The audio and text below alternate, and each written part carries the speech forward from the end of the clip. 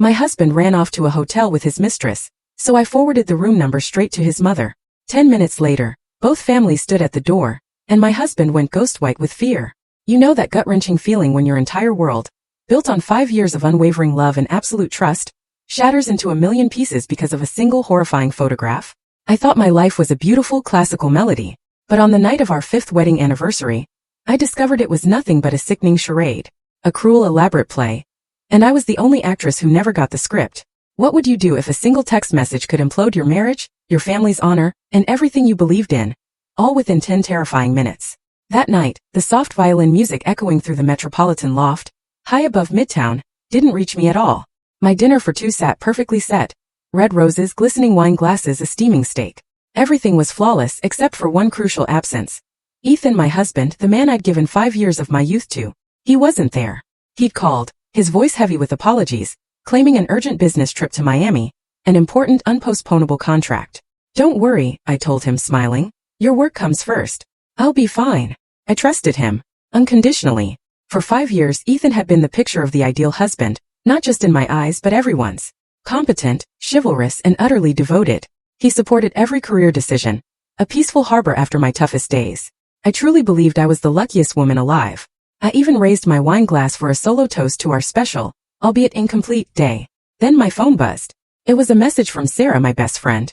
I braced myself for an anniversary greeting, but what I saw instead made my heart drop like a stone. There was no text, just a crystal clear photograph. The background? The lavish lobby of the Waldorf Astoria residences. Definitely not Miami. And the man, his back to the camera, was unmistakably Ethan, in the designer suit I'd picked out for him last week. But he wasn't alone. His hand, the same hand that had held mine and whispered promises that morning, was wrapped around another woman's waist. A young, stunning woman in an emerald silk dress, I recognized from a fashion magazine. They were impossibly close, her head nestled against his shoulder, a hotel key card in his hand. Her smile? Radiant. Triumphant. Provocative. My world exploded. The restaurant sounds, the violin, the laughter, the clinking glasses, suddenly became a distant, buzzing echo. All I could hear was my heart, shattering into 1,000 pieces. I couldn't breathe. A sharp, searing pain tore through my chest. A business trip to Miami? An important contract? All a brazen lie. He was right here in New York City in a 5-star hotel with her. On our 5th wedding anniversary. The pain hit me like a tsunami, wiping away all reason. Hot, bitter tears streamed down my face. What had I done wrong? I dedicated my soul to this marriage, even passed up a San Francisco promotion to be with him. I trusted him blindly. And this was my reward. This cruel, devastating betrayal. My hand shook so hard I nearly dropped the phone. I zoomed in, trying to focus through my tears. And then, an emotion far more terrible than pain washed over me. I recognized her. Brooke Ashford. The daughter-in-law of Eleanor Vance, the Iron Lady CEO of Vance Holdings. Yes, that Mrs. Vance, known for valuing her family's honor above all else. Brooke was married to Julian, Mrs. Vance's only son. Their wedding had been headline news. And now here she was in my husband's arms. A married woman with a married man. This wasn't just adultery anymore. This was a bomb that could incinerate the honor of 2 powerful families. And in that precise, shattering instant, a cold, audacious idea sparked in my mind. The pain vanished, replaced by an icy fury and steely determination. Ethan, if you want to play big, I'll play bigger. And the loser won't be me. My hands were steady now. My fingers flew across the screen. Finding Eleanor Vance's personal contact through my professional network was effortless. I took a deep, chilling breath. I opened a new message. Short, polite, and designed to trigger an earthquake. Dear Mrs. Vance, good evening. I am Claire, Ethan's wife. May I ask if your daughter-in-law, Mrs. Brooke Ashford, is currently at the Waldorf Astoria residences on business? I ask because my husband also told me he had an important meeting there, in room 2109. I just wanted to be sure. Thank you. A bitter smile touched my lips. Room 2109. The private investigator I'd secretly hired had sent me that number moments ago, along with the photo. There was no need for a scene, no need to burst in. For someone like Mrs. Vance, a tiny spark of doubt was enough for her to burn down the entire forest herself. I hit send. The message was gone. All I had to do now was finish my wine and wait. I knew Mrs. Vance wouldn't call me. She'd go there in person. And from her Upper East Side residence to the Waldorf Astoria? Exactly 10 minutes. 10 minutes until the real show began. 10 minutes that would end everything. How do you think this drama will unfold? What cruel truths await behind the curtain? I sat motionless in the red velvet chair, wine glass still in hand. The flickering candlelight cast my lone shadow on the wall, a desolate figure in a luxurious romantic space. The tears were gone, replaced by a terrifying void. My mind replayed fragments of the past, sweet memories I treasured. Now each frame was a blade, slicing deeper into my shattered heart. How had I been so blind? For 5 years, Ethan had built a flawless paradise around me. Paradise I thought was forever. I still vividly remembered how we met at a friend's birthday party. I was a timid, awkward junior marketing associate. He, already a VP of sales, was mature, elegant, irresistibly charming. He approached me first, telling me I had a captivating smile. He spent the entire night talking only to me, sharing dreams, ambitions, books, travels. For me, a work-focused woman, he opened up a whole new, exciting world. That night he walked me home. He didn't ask for my number directly. He just smiled and said, "I hope I'll be lucky enough to see you again." That delicate, unhurried approach utterly captivated me. And he did find me again. He found out where I worked, sending a bouquet of my favorite roses every day for 7 days without a name. On the 7th day, he showed up with an even bigger bouquet and a handwritten card. 7 days of courtship. Will you give me a chance? How could I refuse such a romantic, persistent man? Our love blossomed passionately. Ethan was the perfect boyfriend, always surprising me. Romantic dinners he cooked, weekend trips to places I'd only mentioned in passing. He remembered everything. My favorite food, my music, even my nervous nail biting. He always appeared when I needed him most. Once I made a huge mistake at work. My boss reprimanded me harshly and I almost quit. Ethan stayed by my side all night, listening to my tears, helping me analyze the problem, find a solution. "Honey," he'd whispered, holding me close, "you are the strongest, most competent woman I know. You can't break down over a difficulty like this. Trust me, everything will be fine." And it was fine. His encouragement was like a magic potion, restoring my confidence. His proposal was at a fancy restaurant overlooking the city, with flowers, candles, even a band playing my song. He knelt, diamond ring sparkling, and said, "Claire, marry me. I can't promise you the richest life, but I promise you the most tranquil and happy one. I will always be the man who supports and protects you." I cried with happiness, nodding without a second's hesitation. I truly believed I'd found my soulmate. Our marriage was even sweeter than dating. He was my husband, friend, and soulmate. We shared everything. He was always so proud of me. When my career took off and my income surpassed his, he wasn't jealous. He just said, "With such an amazing wife, I'll have to work harder to keep up." His support drove me, making me work tirelessly, wanting to be his pride, to build a solid home so he could thrive. 2 years ago, when I was offered the San Francisco branch director position, a dream opportunity, I hesitated. It meant long distance or him leaving his job. I discussed it with him. "Claire," he said, deeply moving me, "your career is important, but our family is more so. I don't want to be separated, but I also don't want to burden your progress. Do what you think is right. Whatever decision you make, I will always be by your side." I turned down the promotion. I chose my family. I chose to be with him every day. I had no regrets then. I thought no career could compare to the happiness of home. Now looking back, I felt like such a fool. Maybe that's exactly what he wanted. He didn't want me too far, too out of his control. He needed me here in New York, playing the role of the perfect wife in his twisted play. Even my mother-in-law, Carol, was an indispensable part of that perfect charade. She was a retired teacher, kind and benevolent. From day one, she treated me like her own daughter. Never demanding, never intrusive. When Ethan and I had arguments, she always mediated, always taking my side. "Ethan, a man must know how to yield to his wife. Your wife works hard all day. You have to take care of her." She'd bring us nutritious food, insisting I look after my health. I genuinely considered her my own mother, loving and respecting her deeply. I thought I was incredibly fortunate.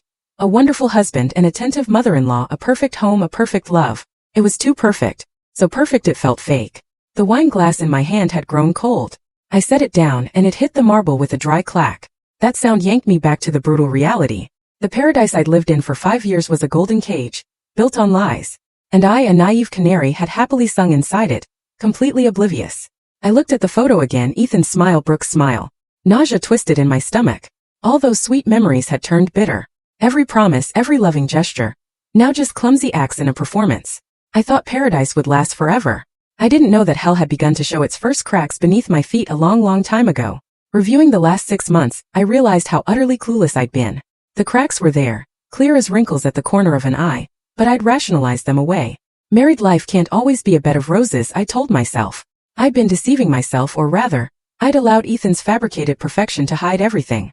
The first crack appeared about 6 months ago with his increasingly frequent sudden business trips. As a VP of sales, travel was normal, but before, he always warned me weeks in advance. We'd pack together, I'd iron his shirts, run errands. Lately though, his trips were abrupt, secretive. "Honey, I have to go urgently to Boston tomorrow. An important partner just arrived." He'd tell me late at night as I was getting ready for bed. I'd barely have time to iron 2 shirts, and he'd leave before dawn. These trips grew more frequent.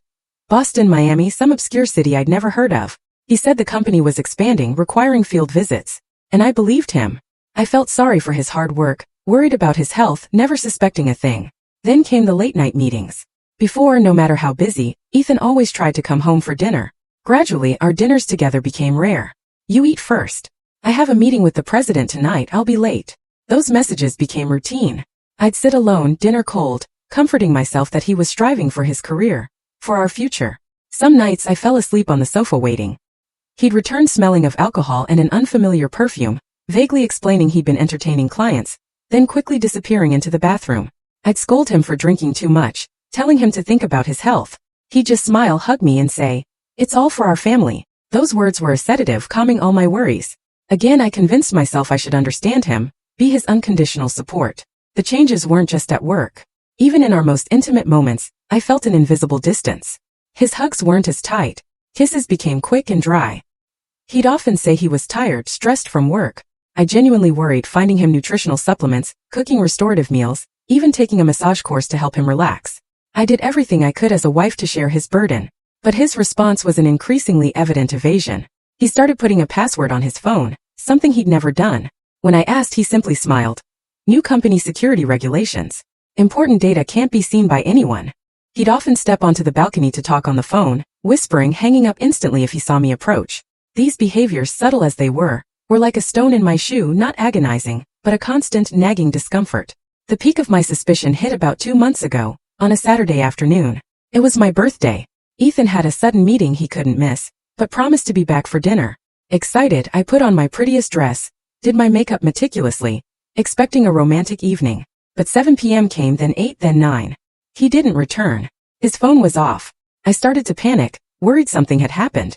Just then, our cleaning lady, who came by the hour, accidentally knocked over a pile of papers on Ethan's desk while tidying his office. As she bent to pick them up, a small pink receipt fluttered out. She didn't notice, but I did. I picked it up and my heart stopped. It was a payment receipt from a luxury jewelry store. A diamond necklace, valued at almost $250,000. The payment date was just yesterday. I froze, the receipt trembling in my hand. $250,000 wasn't pocket change, and tomorrow was my birthday.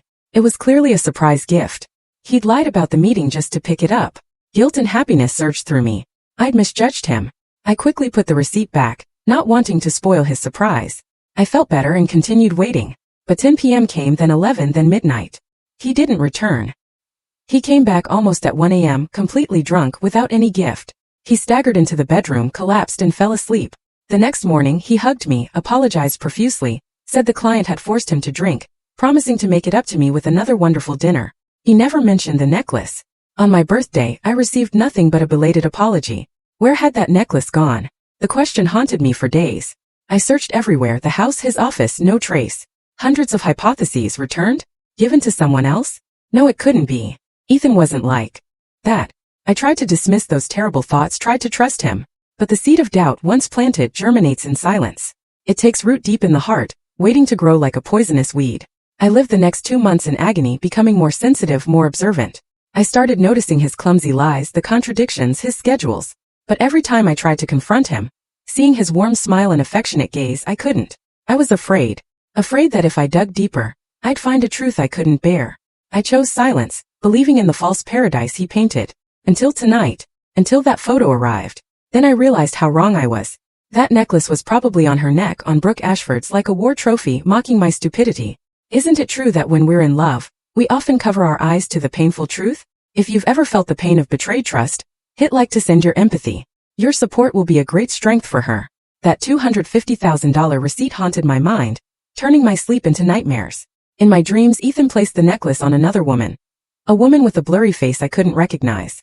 They laughed, chatted cheerfully while I watched from the dark. I'd wake up soaked in sweat. Beside me, Ethan slept soundly. Is he really cheating? Or am I just too sensitive? I spent a week heartbroken, withdrawn, lost in thought. Every time Ethan asked what was wrong, I felt confused, unsure whether to be happy or cautious. My change, of course, didn't go unnoticed by my mother-in-law, Carol. One Saturday afternoon, she came over with a pot of homemade broth. "You've looked terrible lately, Claire," she said, her eyes full of concern. "Is something wrong? Tell me." Seeing her genuine worry, My defensive walls instantly crumbled. I was too tired to bear this suspicion alone. I wanted to confide, ask for advice. Who better than Ethan's mother? She knew him best. And as a woman, she'd understand. I pulled out a chair for her and hesitantly began telling her about the receipt. I didn't voice my suspicions directly, just that I'd seen it by chance and was curious since my birthday passed without a gift. I spoke softly, as if it were a trivial question. My mother-in-law listened patiently, no surprise on her face, only deep reflection. When I finished, she didn't rush to advise. She just sighed, took my hand. Dear, since you came into our house, you have suffered a lot. Her words surprised and moved me. It was the first time she acknowledged my suffering. I know Ethan is a good boy and he loves his wife, but men, dear, sometimes have ideas we can't understand. Maybe he didn't buy that necklace for you directly. She spoke calmly, measured. Think about it. His job is VP of sales. He deals with all kinds of people. In big business, you don't just give a bottle of wine. Sometimes an expensive gift for a client's wife can bring a contract worth hundreds of thousands more. It's an investment, networking. If Ethan didn't tell you, it was probably so you wouldn't get strange ideas, for fear you wouldn't understand. Each word was like cool water, slowly extinguishing the flames of suspicion in my heart. It was true. Why hadn't I thought of that? I work in marketing. I know the importance of relationships. A gift for a client's wife sounds odd, but in the complex business world, anything can happen. Her explanation was perfectly reasonable, resolving all my doubts. Seeing me relax, she continued even softer. I'm not defending my son, but at my age, I'm rarely wrong about people. Ethan truly loves you. The way he looks at you cannot be hidden. You are a good wife, smart, beautiful, capable. He'd have to be crazy to look for another woman. Don't ruin your marriage by suspecting nonsense. Men really don't like it when their wives distrust them. Understood? Listen to me, pretend you don't know anything and you'll see. When the time is right, he'll either explain it himself or bring you an even more valuable gift. She even shared her own story. My father-in-law once had a period where he left early, returned late, and money was unaccounted for. She suspected she suffered, but in the end she chose to believe. Later, she discovered he'd been secretly saving to buy land to surprise her. Sometimes a woman's silence and trust are the most powerful weapons, dear, she concluded. Her story was a potent sedative, shattering my last defenses. I felt ashamed. I doubted Ethan, almost ruining my marriage with my suspicions. I was so wrong. I looked at my mother-in-law, feeling deep gratitude. Mom, now I understand. Thank you. If it weren't for you, I wouldn't know what to do. She smiled kindly, stroking my head like a child. Silly girl, you are my daughter-in-law. If I don't take care of you, who will? Stop thinking nonsense. Try the broth. I've been simmering it all morning. Take this, regain your strength, be the beautiful, cheerful girl you were. Ethan will worry if he sees you like this. I took a spoonful of the hot broth. Its sweet, smooth flavor spread through my mouth. My heart warmed. All doubts, all anxiety seemed to vanish. With such an attentive, understanding mother-in-law, what else could I worry about? I promised myself, from now on I will never doubt Ethan again. I will trust him blindly, be the kindest, most understanding wife, so he can focus on his career peacefully. Carol's performance utterly convinced me. I extinguished the last ember of caution myself. I didn't know this sweet comfort was a poison, slowly blinding me, ensuring the fall, when the truth inevitably came out, would be even more excruciating. My mother-in-law's comfort was like a summer downpour, washing away the dark clouds from my heart. I felt light, peaceful. I reprimanded myself for being too sensitive, for endangering my marriage over a simple receipt. I decided to forget it, to be the cheerful, trusting wife again. I tidied the house, arranged fresh flowers, prepared a magnificent dinner with Ethan's favorite dishes. I wanted to make up for being cold. But perhaps once doubt takes root, it's hard to trust fully again. Rationally, I was convinced by Carol's words, but deep in my subconscious, the image of that receipt in Ethan's absence on my birthday remained like a tiny thorn, occasionally pricking me. That night Ethan came home. Seeing my radiant face and the splendid table, he looked genuinely surprised. Did something good happen today, honey? He asked sweetly, hugging me from behind. I turned, a broad smile plastered on my face. Nothing. I just felt I hadn't treated you well these last few days and wanted to make it up to you. We ate dinner amid laughter and conversation like old times. But as the night wore on, alone in the bedroom, that little thorn began to grow. I lay in his arms, unable to sleep. The necklace question spun in my head. Should I ask him? My mother-in-law said to keep silent, but I knew I'd never be at peace if I didn't. Curiosity and the yearning for truth finally won. I shifted, raising my head to look at him. Ethan, can I ask you something but promise you won't get angry? He stroked my hair softly. What's so serious? When have I ever been angry with you? I hesitated, then summoned the courage. On my birthday, I accidentally saw a jewelry purchase receipt on your office desk. As I spoke, I felt his body tense. A subtle reaction in the quiet night, but I noticed. He hid it quickly, forcing a laugh, a nervous edge to it. Ah, you saw it. I hid it so well. You really don't miss a thing, he said playfully.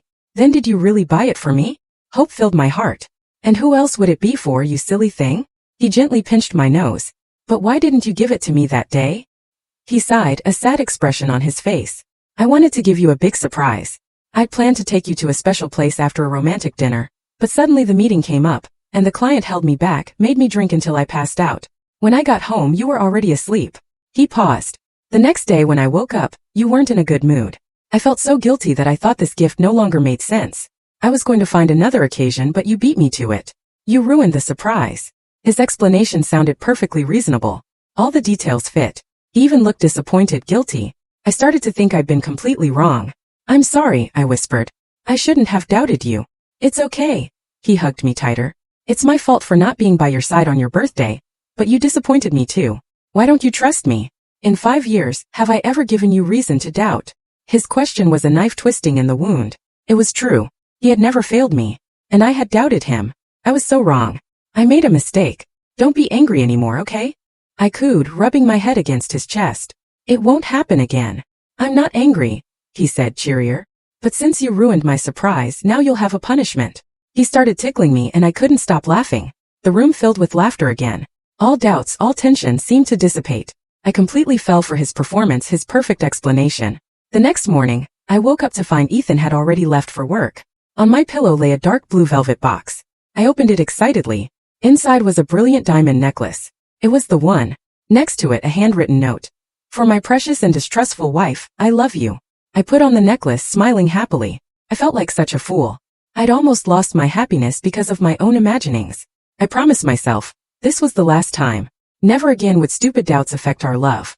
I didn't know that necklace, that surprise gift, was just a prop in his play. He hadn't prepared it for me, but to handle the situation if I found out. He had calculated every step. My interrogation, far from unmasking him, only solidified my trust, giving him a chance to deepen his role as the perfect husband. I lost. I lost disastrously in the game I tried to turn around. That magnificent deception left me completely disarmed. So when the truth, even crueler, was later revealed, I had no strength left to resist. I walked further into the trap he had so carefully laid. A sweet but deadly trap. After the failed interrogation and Ethan's surprise gift, I completely dismissed all my doubts. Our life returned to its sweet course, even more passionate than before. Ethan seemed to feel guilty for missing my birthday. He spent more time with me, taking me to dinner or movies, voluntarily reducing his social commitments, coming home earlier. Immersed in happiness, I believed this small storm had only strengthened our love. I bragged to Sarah about my attentive husband and the brilliant diamond necklace around my neck. She only offered a somewhat forced smile. If you're happy, that's what matters. That's all she said. I was too blind with love to notice anything strange in my friend's attitude. I rebuilt a perfect wall around my marriage, allowing no truth to enter. But the truth will out. No matter how much it's hidden, it always finds a way to come to light. And usually at the moment we least expect it. About a month later, my company held a huge event for a new product launch. As VP of marketing, I was in charge. It was a massive success, attracting media attention and new partners. Afterward, we had a party at a luxury hotel. Everyone was toasting, laughing. While chatting with colleagues, I overheard a new intern excitedly gushing about a fashion influencer. Do you know Brooke Ashford? She's gorgeous, super smart, incredible style. The name made me pause. It rang a bell. Isn't she the daughter-in-law of Vance Holdings? Someone asked. Yes, that's her, the intern exclaimed. Married last year, handsome, rich heir. A dream life. I follow her Instagram every day. Always luxury trips, high-end brands. Curiosity piqued. I pulled out my phone and searched for Brooke Ashford on Instagram.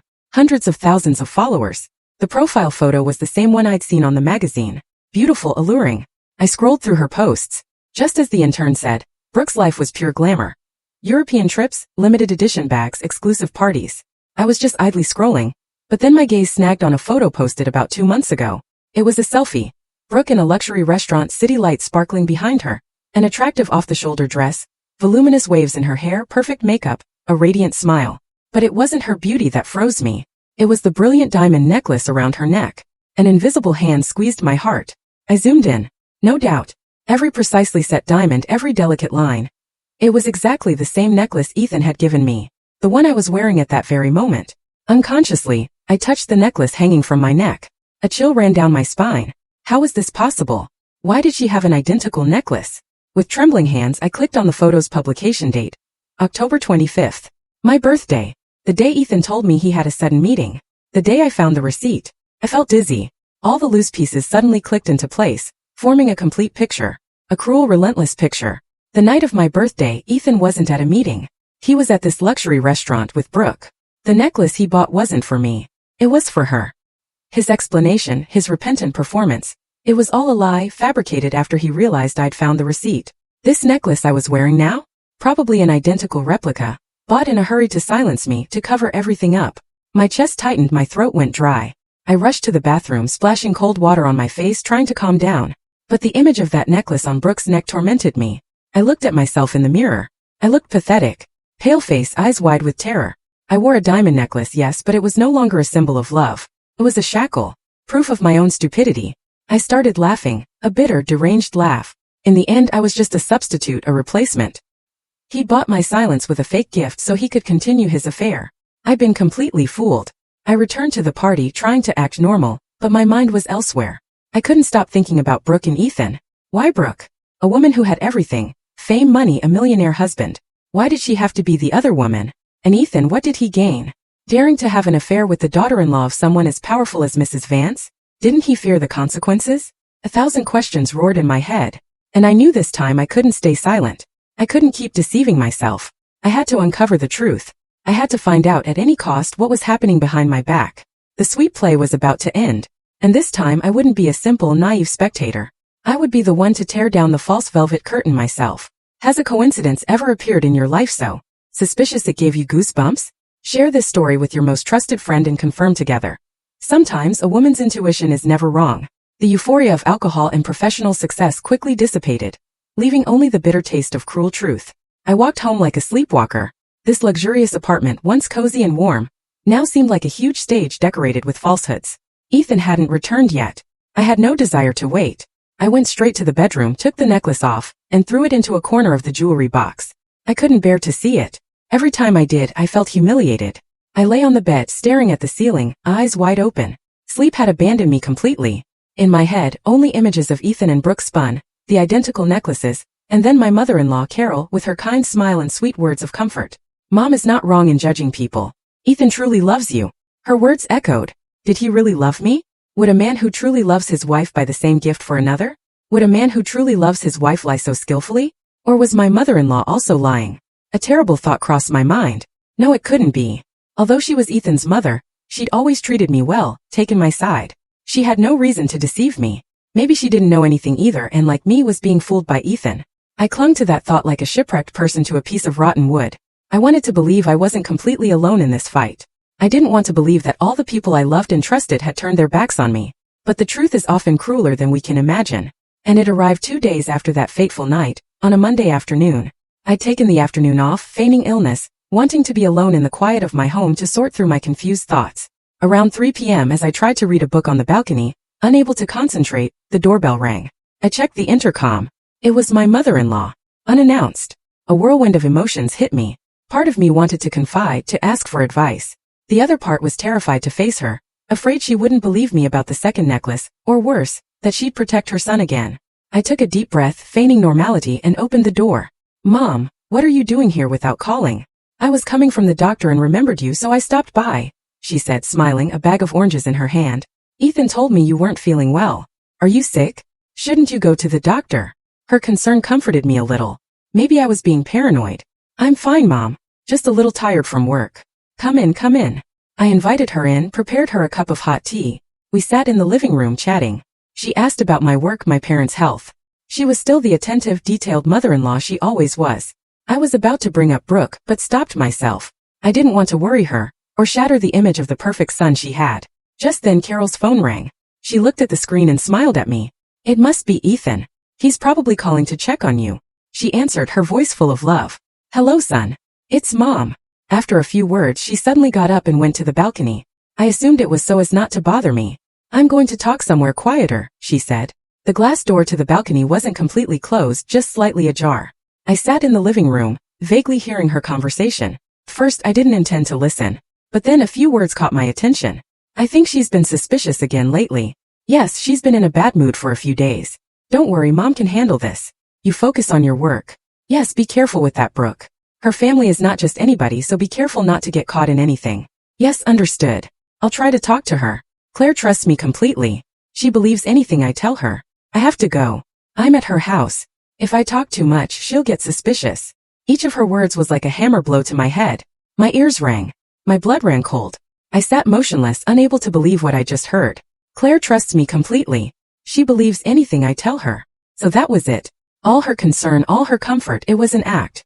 An act to calm me down, to cover up her son's sins. She not only knew about Ethan and Brooke's affair, but she was his accomplice, his helper in the cover-up. This shock was 1,000 times greater and more painful than discovering Ethan had another woman. The person I respected like my own mother, whom I trusted with all my heart, was the one stabbing me in the back. Nausea churned in my stomach. The love, the family affection, everything I believed in was a farce.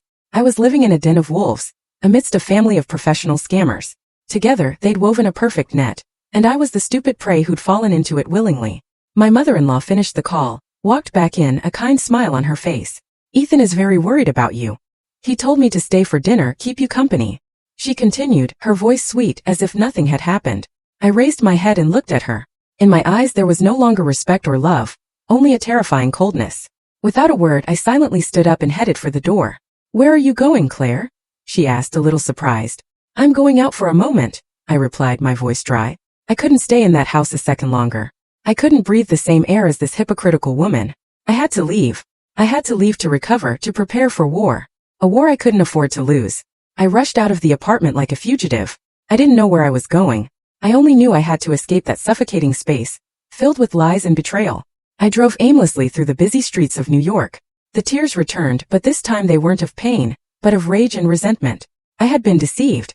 Deceived by both of them, mother and son. They had treated me like a fool, a puppet to manipulate at will. Their performance was so perfect, so elaborate. They had used my love and trust to turn me into a tool for their dirty purposes. I thought I was strong and intelligent, but against their cunning, I was nothing more than a naive child. I parked at a roadside coffee shop and sat alone at a secluded table. I had to calm down. I had to think. Crying and suffering now wouldn't solve anything. I had cried enough. Now was the time to act. My mistake had been staying silent, trying to believe blindly. My mistake had been thinking I could face this alone, discover the truth. Now I realized I couldn't be alone in this war. I was facing not just an unfaithful husband, but an entire family of scammers. They were in cahoots. They had a plan, and they wouldn't hesitate to use any means to protect their interests. I needed allies. I needed exhaustive preparation. I had to go from being the prey to being the hunter. The first person who came to mind was my best friend, Sarah. It was she who had sent me that fateful photo.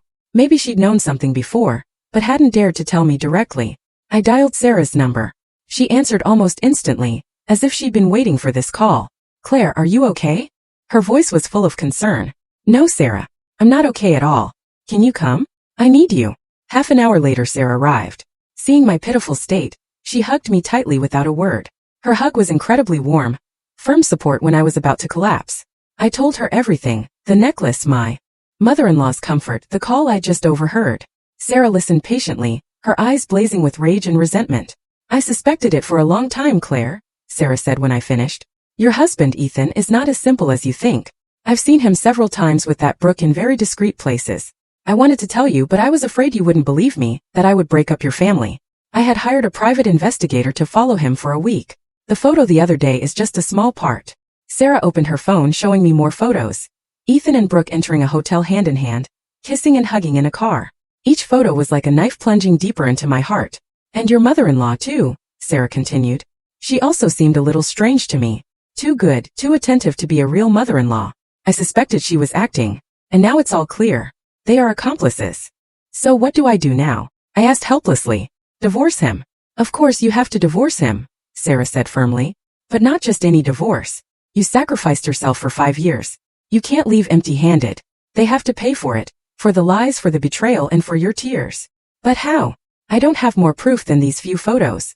Of course you do, Sarah scoffed. You forgot who you are. You are a VP of marketing. You have brains. You have contacts. And most importantly, you have me by your side. Sarah squeezed my hand hard, cheering me on. Listen closely, Claire. From now on, you have to turn pain into reason. You have to become colder and more calculating than they are. They cannot know that you've discovered everything. You have to continue playing the role of the naive hurt wife. The more pitiful you look, the better. Why? I didn't understand. So they let their guard down, Sarah explained. Meanwhile, we will secretly gather evidence. Evidence of Ethan's infidelity. Evidence of your mother-in-law's complicity. And perhaps even financial evidence. I don't think someone like Ethan is completely clean in his work. We are going to uncover everything. When we have enough evidence in hand, we will deliver a lethal blow before they have time to react. Sarah's plan sounded audacious but very reasonable. It was true. I couldn't keep acting like a fool. I needed a plan, a clear strategy in this war. I didn't just want a divorce. I wanted justice. But I need a good lawyer, I said. Don't worry, Sarah smiled. I have a cousin, Attorney Thompson, who specializes in complicated divorce cases. He's very good and very discreet. I'll set up an appointment for you tomorrow. What you have to do now, Sarah said, looking me directly in the eyes, is wipe your tears, go home and start the performance of your life. You have to act very well, Claire. Act until the velvet curtain of this play comes down your way. Sarah's words were like a ray of light illuminating the dark path ahead. I no longer felt powerless or alone. I had my friend by my side and a clear plan. The pain still burned faintly in my chest, but it no longer knocked me down. It had turned into a flame of rage and determination. I would act perfectly, playing the role of the deceived wife until the end, and I would wait. I would wait for the day when I could write the ending of this tragic play myself. Returning home, I was a different person. My expression was still sad, my eyes still red. But deep inside, the vulnerable, love-struck Claire was dead. In her place, a cold, calculating, determined Claire had been born. When I walked in, my mother-in-law rushed to ask how I was, perfectly playing her role as the worried mother. Claire, where have you been? You weren't answering your phone. Mom was so worried. Is something wrong? You look awful. I leaned my head on her shoulder and pretended to sob. Mom, I don't know what to do. I feel terrible. I began my performance. I cried to her about the stress of work, about the loneliness I felt when Ethan went away on trips so often. I forced myself to seem weak, vulnerable, in need of support. My mother-in-law, as expected, completely swallowed my performance. She hugged me, comforted me, reassured me.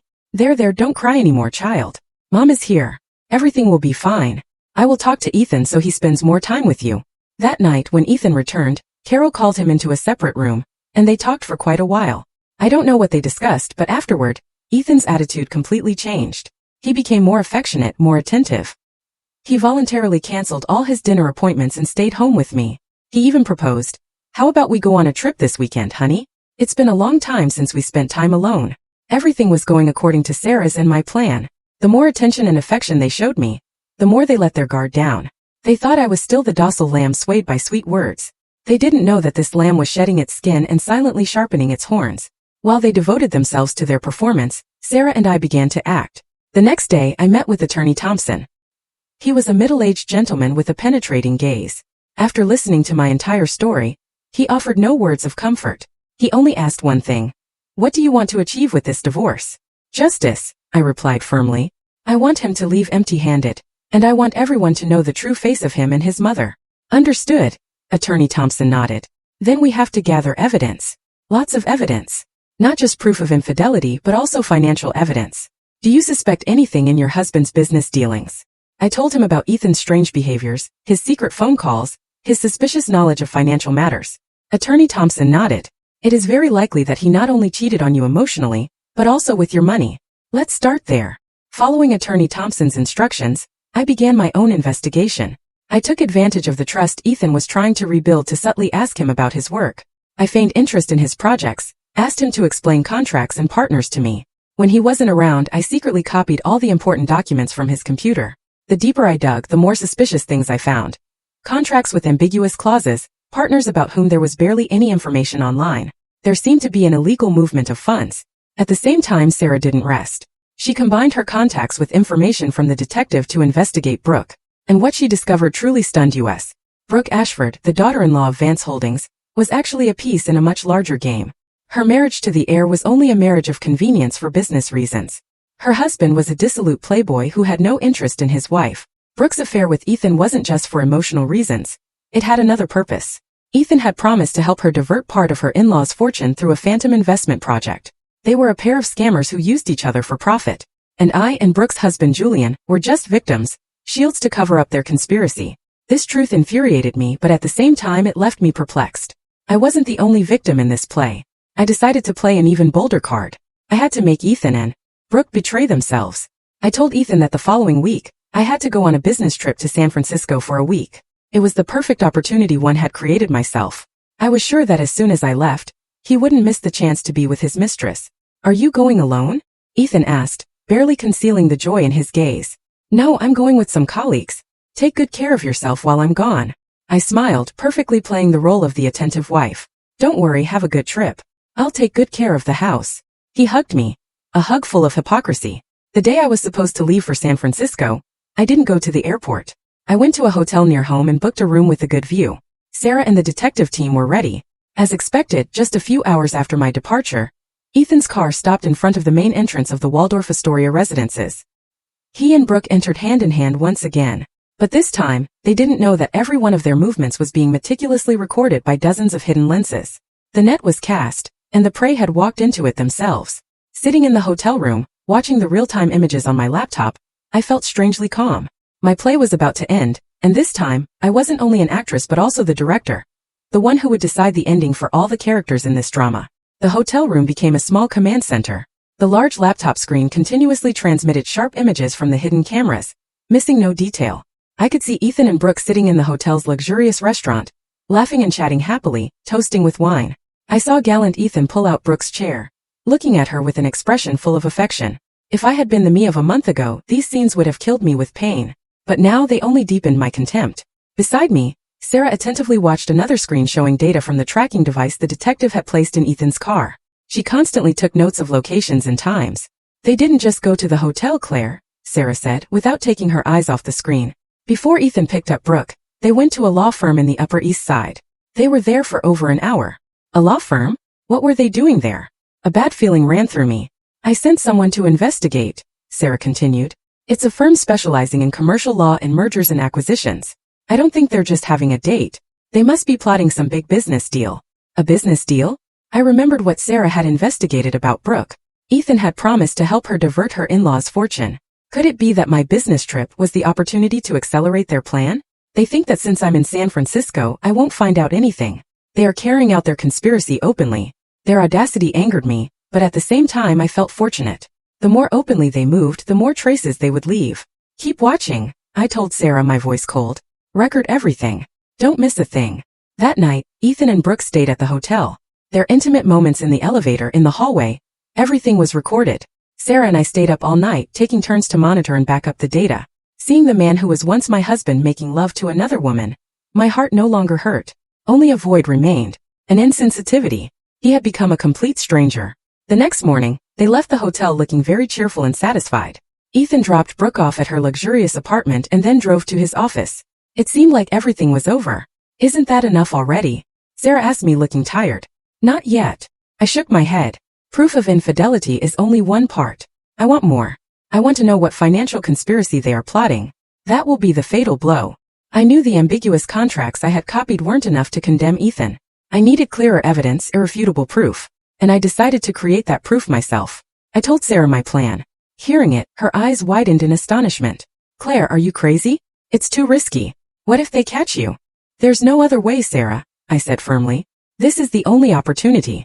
I have to do it. My plan was simple, yet extremely dangerous. That night I would sneak into Ethan's office at the company and install a miniature recording device. I knew the building's access code. I knew the location of the security cameras. I had been in his office hundreds of times. I knew every corner. That night I dressed in black with a cap and mask. I looked like a thief. Sarah watched from the car, keeping in touch with me through a miniature earpiece. Entering the empty office building, my heart pounded heavily. Fortunately, everything went well. I disabled the hallway cameras and infiltrated Ethan's office. The office was dark, only the light from the buildings across the street filtered in. The smell of his cologne still faintly floated in the air, a fragrance I once loved, but which now only provoked nausea. I quickly went to his desk and placed the recording device in a discreet location under the table. Just as I was about to leave, I accidentally saw a document file on the desk. He had probably forgotten to put it away. Out of curiosity, I turned on my phone's flashlight and illuminated it. The letters on the document cover froze me. Real estate investment project, Vance Holdings. Stock transfer proposal, Vance Holdings. With trembling hands I opened the file. Inside was an elaborate, complex plan to establish a subsidiary company and transfer a significant portion of the stock from Brooke's husband's company to a new company owned by Ethan and Brooke, through complex purchase and sale transactions. This was it. This was their conspiracy. They were preparing the asset diversion from Vance Holdings. And seeing the plan schedule, everything was accelerating to coincide with my business trip. I quickly photographed all the important pages of the document with my phone. Just then I heard footsteps outside in the hallway. My heart was about to burst. Sarah also shouted through the earpiece, "Someone's coming! Hide quickly!" I instantly turned off the flashlight and hid behind a large filing cabinet. The office door opened, and the hallway light flooded the room. I saw a man's shadow. It was Ethan. Why had he returned to the office at this hour? I held my breath motionless. He entered, turned on the light. He seemed to be looking for something. He went straight to the desk and picked up the file I had just seen. I screamed internally. It's over. He's going to notice the file has been moved. But no, he just glanced at it and put it in his briefcase. He had probably returned for it. He turned off the light and left the office. I waited for his footsteps to fade away before I could breathe again. I had saved myself by a hair's breadth. I left the building trembling and returned to the car where Sarah was. She hugged me tightly. "You almost gave me a heart attack." "I got something more important than the recorder, Sarah," I said, still shaking. I showed her the photos I had just taken. Sarah saw the plan and her face changed color. My God, these people were going all out. This is no longer just an infidelity issue. It's organized fraud and asset embezzlement. With this evidence, Ethan won't just divorce empty-handed. He'll rot in jail. I looked at the phone screen at their elaborate and cruel plan. I hadn't known such a big fish would fall into my net. Now I not only had the evidence to end my marriage, but also a bomb that could completely destroy the career and future of Ethan and Brooke. I smiled, a cold, hard smile. On this chessboard, victory was assured. After a week of my supposed business trip, I returned. Ethan came to pick me up at the airport with a bouquet of my favorite white lilies. He hugged me tightly, perfectly playing the role of the husband who missed his wife. "You're finally back. I missed you." Seeing his smile and affectionate gaze, I only felt infinite disgust. I replied with the smile I had rehearsed countless times in front of the mirror. "I missed you too." Our play continued, but this time I knew the end was near. I feigned tiredness from the trip, saying I needed a few days to rest. During that time, Attorney Thompson and I finalized all the last procedures, preparing our legal arsenal. All the evidence I had gathered, the photos of infidelity, the audio files, the plan for asset embezzlement from Vance Holdings, was organized into a perfect file. Attorney Thompson said, "With this evidence, we will not only win the divorce trial, but we can also file a criminal complaint. He will have no escape." I knew it was time to bring down the curtain, but I didn't want a simple ending. I wanted a memorable play with all the main actors present, and I chose the stage for my last performance. The same night it all began, the night of our 5th wedding anniversary. I returned to the present, sitting in the Metropolitan Loft restaurant. 10 minutes had passed since I sent the message to Mrs. Vance. The 10 longest minutes of my life. I had done my part. Now I was just a spectator, waiting to see how the play I directed myself unfolded. I signaled the waiter for the check. I no longer felt like sitting there. I wanted to go somewhere closer, a place from where I could witness the impending storm. I drove to a small coffee shop across from the Waldorf Astoria residences. I chose a seat on the second-floor balcony, from where I could see the entire hotel lobby. I ordered a hot ginger infusion, trying to warm my icy hands. My heart pounded hard. I felt a mix of nervousness and a little fear. What if Mrs. Vance didn't come? What if my plan failed? But then I saw it. A familiar black Rolls-Royce slowly entered the hotel entrance. The car door opened and a woman in a dark red velvet suit, radiating power and distinction, stepped out. It was Eleanor Vance. And she was not alone. Behind her, 2 men in black suits followed, her bodyguards. Then another car arrived. From it stepped a middle-aged man with a kind face and a woman with a gentle appearance. I recognized them. They were the Ashfords, Brooke's parents. And with them came none other than Brooke's husband, Mrs. Vance's only son, Julian. He looked bewildered and confused. Mrs. Vance had not come alone. She had called her in-laws. She wanted to catch them in the act. She wanted everyone to witness this humiliation, a style very characteristic of the Iron Lady. I took a sip of my infusion and smiled slightly. The play had become more exciting than I had imagined. I saw Mrs. Vance say something to an employee in the lobby, and her group headed directly to the elevators. They had gotten the room number 2109. My heart began to beat faster. That's it. The bomb is about to explode. I couldn't stay seated. I quickly paid. I went downstairs and looked for a discreet spot in the hotel lobby from where I could hear and see everything. I wanted to witness their downfall with my own eyes. I hid behind a large column and held my breath, waiting. About 5 minutes later, I heard a commotion coming from the elevators. Mrs. Vance's group emerged, and they all had murderous expressions. They headed directly to the end of the hallway where room 2109 was located. Mrs. Vance did not knock on the door. She signaled one of her bodyguards. He opened the lock with a master key. The room door burst open and I heard Brooke's sharp scream, followed by Mrs. Vance's furious cry. "Shameless hussy! How dare you taint our family name? A dry sound was heard, smack, probably a slap, and then the sound of furniture breaking. Brooke's sobs and pleas, her husband's roar. Ethan, you bastard! How dare you seduce my wife? Everything turned into chaos. Guests in adjacent rooms began to slightly open their doors to gossip. Some hotel security guards rushed over, but seeing Mrs. Vance's presence, no one dared to intervene. I watched silently from a distance. I felt no satisfaction, only a strange emptiness. This was the ending they deserved. But seeing the chaos, I suddenly felt tired. I turned to leave, but then I heard Ethan's voice, a voice full of fear and cowardice. It's not my fault. It was her. She seduced me. I'm just a victim.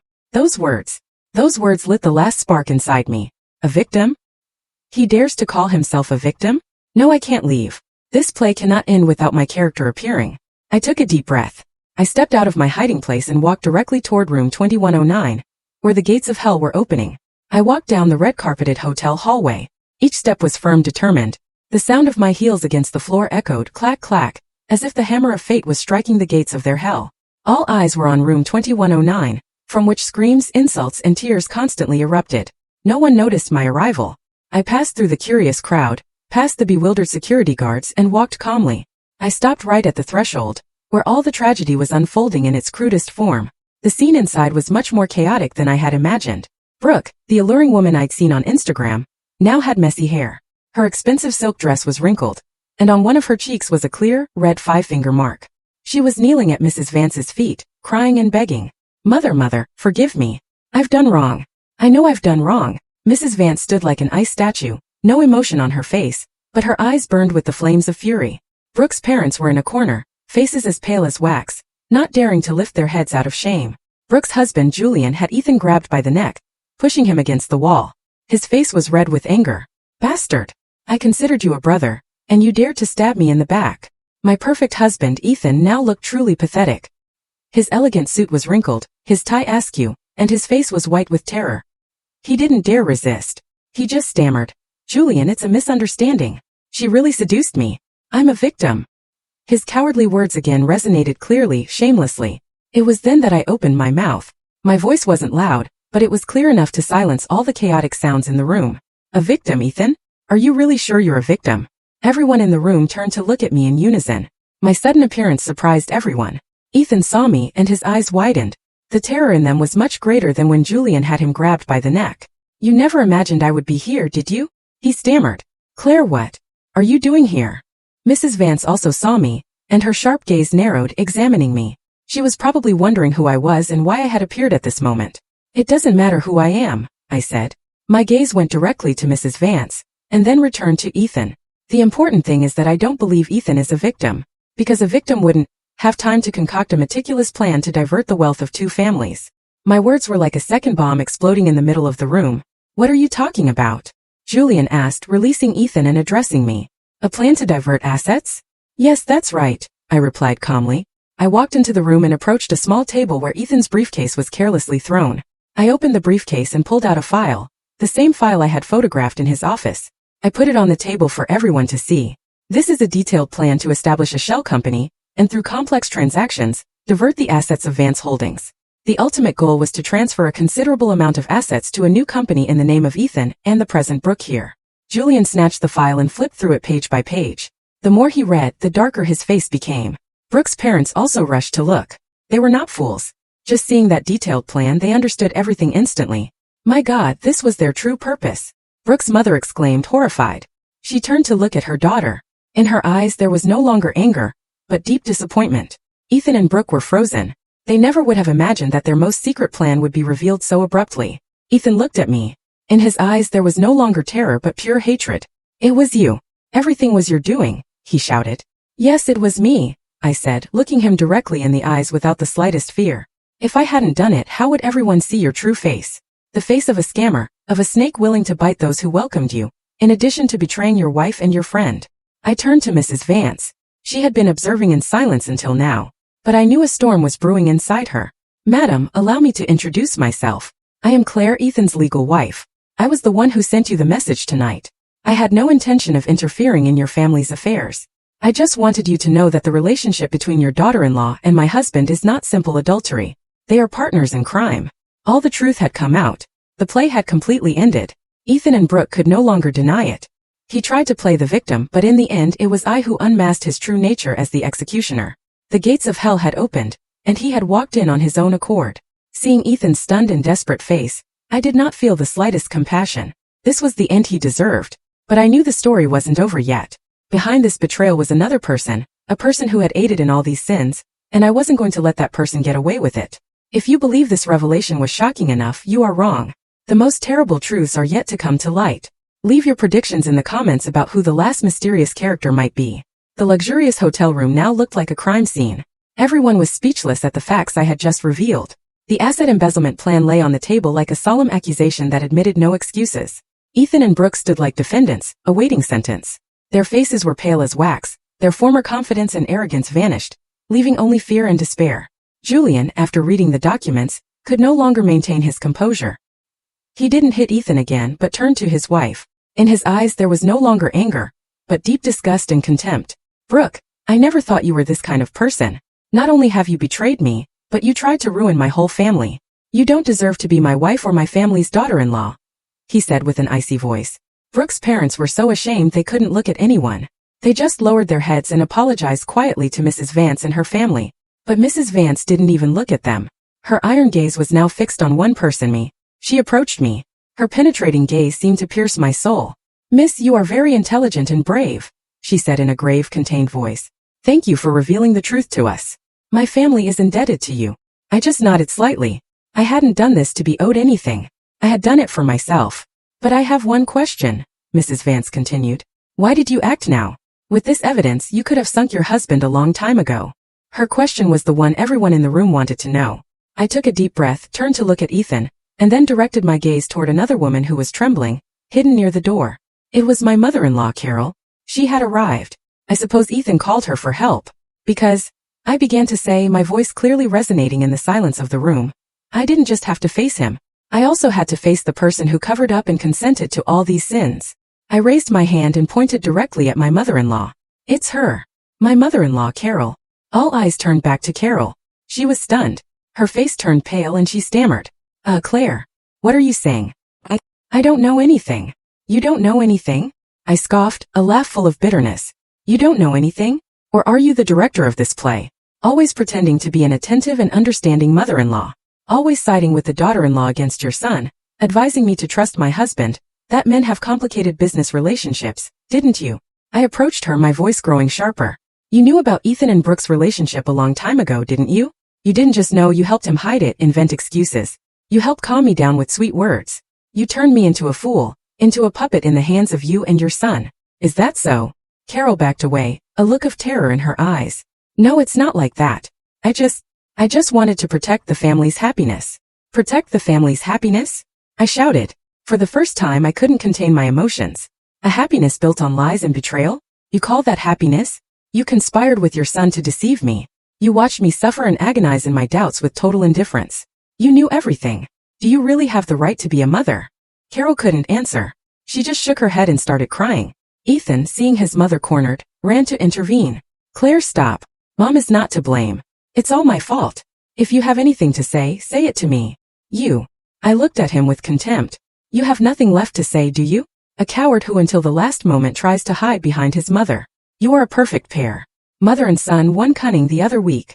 Since you created this play together, now face the ending together. I turned back to Mrs. Vance. She had been silently observing our family drama. Madam, do you understand now why I had to come to this? I had no choice. If I hadn't saved myself, I probably would have lived the rest of my life in their lies. Mrs. Vance nodded. Her eyes were full of contempt for Carol. Understood. I didn't know such hypocritical and evil people existed in the world. She ordered her bodyguard to call the police. I am going to report these two for fraud and asset embezzlement. I will not stand idly by. Hearing the word police, mother and son completely collapsed. Carol slumped to the floor, crying uncontrollably. Ethan knelt and crawled to me, clutching my skirt. Claire, please forgive me. Forgive my mother and me. Just this once, I'll do whatever you want. I'll divorce you. I'll give you half my assets, but please don't call the police. Please. I looked at the man kneeling at my feet. The man I once loved with all my heart. I felt no emotion in my heart. I coldly pushed his hand away. It's too late, Ethan. The price of betrayal is never cheap. I walked out without looking back. Behind me, the cries, the pleas, and the police sirens mingled, creating a chaotic music that marked the end of a long play full of lies. I left the hotel and breathed deeply the fresh Manhattan night air. I had done it. I had ended the play of my life with my own hands. Everything was over, and a new life awaited me. The storm passed, leaving only ashes. The scandal at the Waldorf Astoria residences was a bomb that exploded in all media and social networks. The photos of Ethan and Brooke caught in the act, my revelation, the arrival of the police, everything was recorded by curious guests and spread instantly. The honor of two families, my former in-laws and Brooke's, completely collapsed. They went from being envied families to the laughingstock of the world. The consequences arrived faster than I had imagined. Living up to her nickname, the Iron Lady, Mrs. Vance acted decisively and ruthlessly. The next day, she filed for divorce on behalf of her son. Brooke was expelled from her in-laws' home with only what she wore. Her parents also paid a high price for their daughter's complicity. Vance Holdings terminated all business contracts with their company, and they found themselves on the brink of bankruptcy. Brooke, the young woman who lived in luxury, the fashion influencer with hundreds of thousands of followers, lost everything in an instant. Career, family, reputation, everything vanished like smoke. And the end of my family, or rather my former in-laws, was not much different. With the irrefutable evidence I provided, and the confession of Brooke, who confessed everything to obtain a reduced sentence, Ethan and his mother were charged by the police with fraud and asset embezzlement. They tried by all means to get away with it, but faced with public opinion pressure and Mrs. Vance's firmness, no one helped them. The house we lived in, the bank accounts, all the assets in Ethan's name were frozen for the investigation. Carol, who had always pretended to be kind and distinguished, now faced justice in the twilight of her life, and Ethan's future was completely ruined. I felt no satisfaction in their downfall, only tiredness and emptiness. The war was over. I was the victor. But why did this victory taste so bitter? I had paid for this victory with 5 years of my youth, my love, and my trust. I left the apartment we lived in and returned to my parents' house. My parents did not reproach me for anything. They simply accompanied me in silence, prepared my favorite food, and took care of me meticulously. The warmth of family helped me heal my wounds. The divorce between Ethan and me was quickly processed. With the obvious evidence of infidelity and fraud, the court ruled completely in my favor. I was able to keep all my personal assets and received substantial compensation for moral damages. On the day of the trial, I encountered Ethan again. He looked like he had aged 10 years. His hair was gray and his eyes were sunken. His former appearance as a self-assured gentleman had completely disappeared. He looked at me. In his eyes there was no longer hatred, but belated regret. But I said nothing. I walked past him as if he were a stranger. All the resentment between us had truly ended. I started a new life.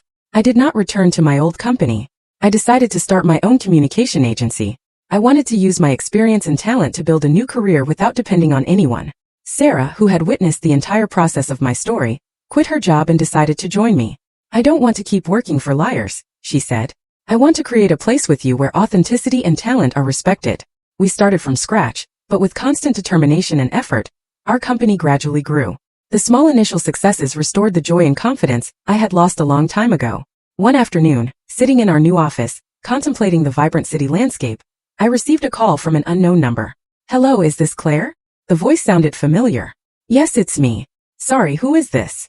"It's Julian, Brooke's husband." I was surprised. Why was he calling me? "If you have time, I would like to invite you for a coffee. I have something to tell you."